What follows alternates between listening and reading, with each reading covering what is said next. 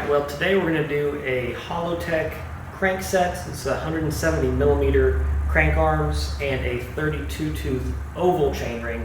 I wanted to switch it because if you watch the race video of this thing, the 30 tooth is just really small for me. I was spinning quite a bit and I just kind of ran out of gearing. 32 will help a little bit, but I still want to keep it as a 32 because of the weight of the bike. I normally run a 34 tooth oval, but 32 tooth should be perfect on this thing. Stay tuned, appreciate you watching, and let's get to it. So the first step in the process is getting the chainring put onto the crank arm. Being an oval chainring, there is a way to put this on here correctly.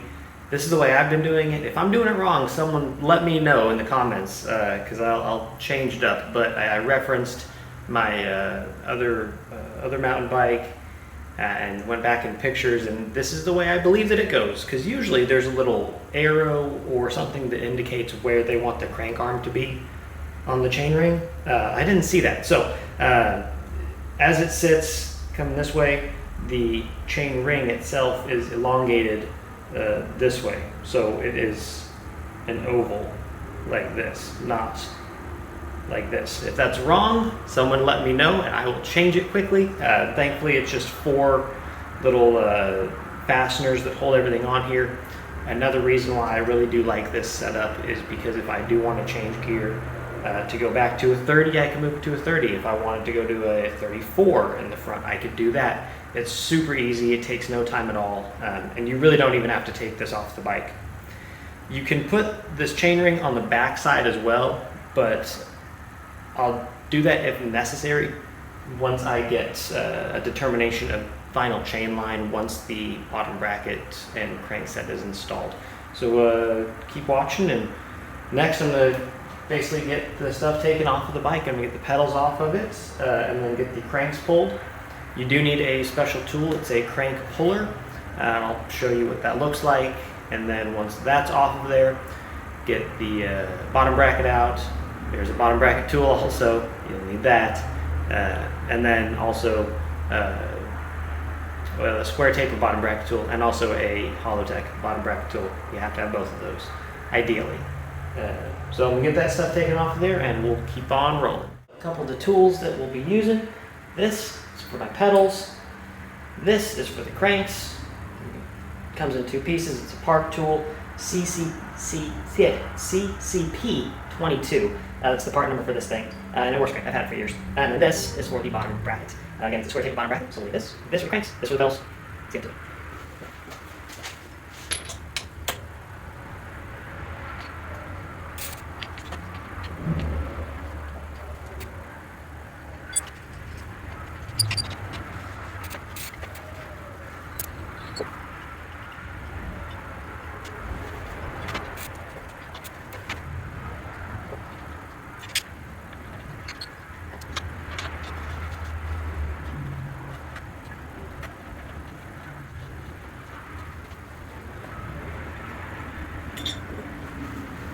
Okay, well the cranks are off. I had to stop and pause for a second because I've used this tool so much. This little end piece has started to come off every once in a while. It goes right on the end, right there. It's supposed to stay in there and rotate just like this, but it still works. So, not going to replace it until I have to, or until something else actually breaks. But that's not today. So cranks are off of there. I'm going to get the bottom bracket off of there and get it all cleaned up, and we'll get to installing the new parts.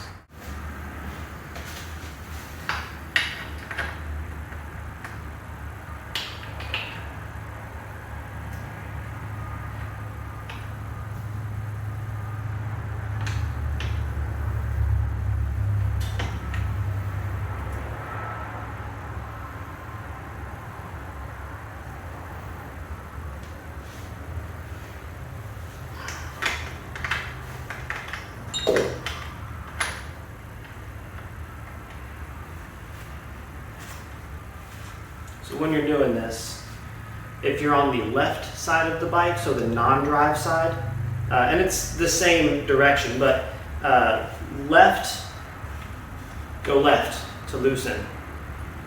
So that'll be forward. And then when you're on the drive side of the bike, you go right to loosen.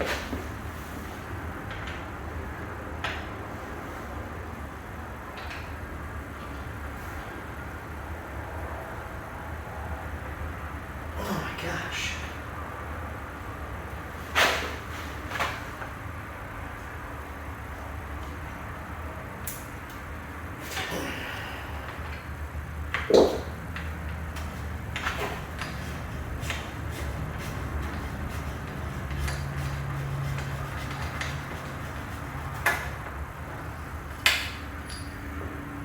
All right, and there you have it.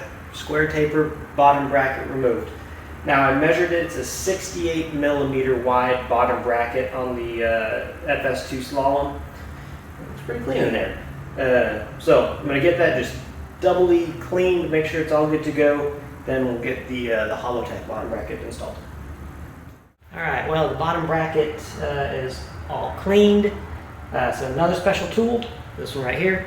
This is for a Shimano MT 800 bottom bracket. Goes right over there. Has a good grip on it. Also, some Park Tools lubricant. This is their PPL1 Polylube 1000 grease. Anyways, I'm going to get that put into the threads and then get the bottom bracket put on. On this bottom bracket, you'll see a right and a left. The case also has a right and a left on it too, so just make sure that those go on the correct sides, and should be fairly easy.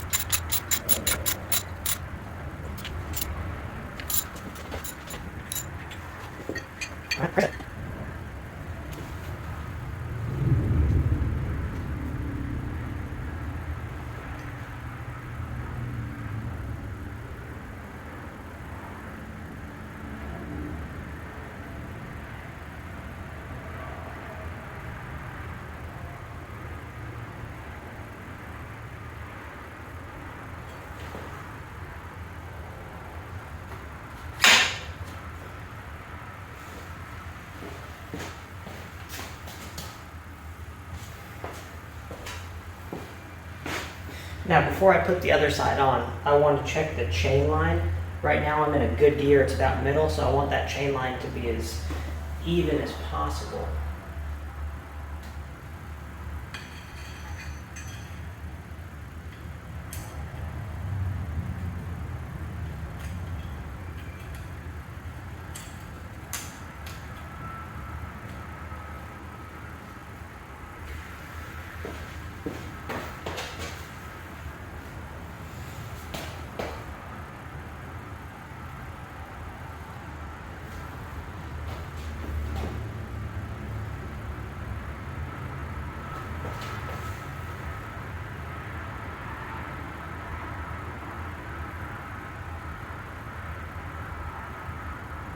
Alright, well, that looks pretty good.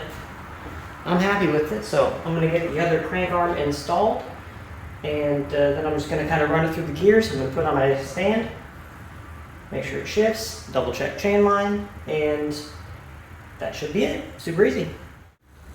Well, it's up on the bike stand. Something I did forget to mention are spacers. They're bottom bracket spacers. You can get a 68 and a 73 millimeter bottom bracket. These spacers are 2.5 millimeters. So 2.5 times 2 is 5. 68 plus 5 is 73. The MT 800 bottom bracket, it's a 73 mil bottom bracket. So you put two spacers on it. On the frame side, that's going to space out that bottom bracket correctly for this frame, for this crankset, and we're going to run it through the gears. So right now it's in the middle. I'll end up showing you a chain line on it also, but we'll go up.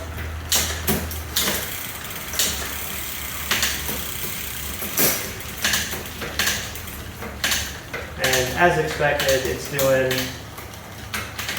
just what it's supposed to.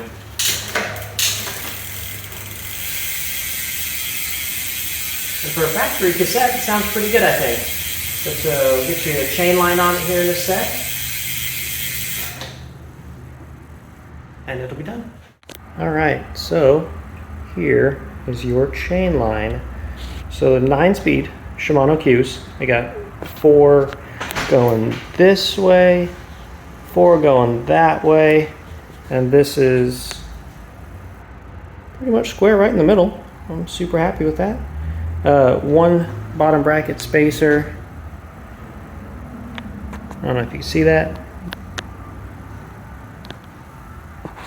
Maybe, maybe not. Anyways, 1 spacer there.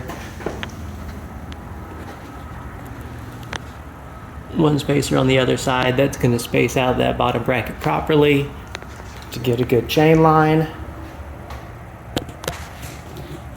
Just the way it should. All right, well, there you have it. It's the bike on the ground.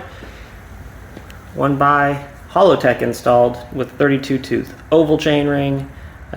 Last video did the RockShox Judy Gold and the D&M AOY 36 shock. I ended up weighing the bike. Not too much surprise. It weighed in at 35.3 pounds. That's what I expected.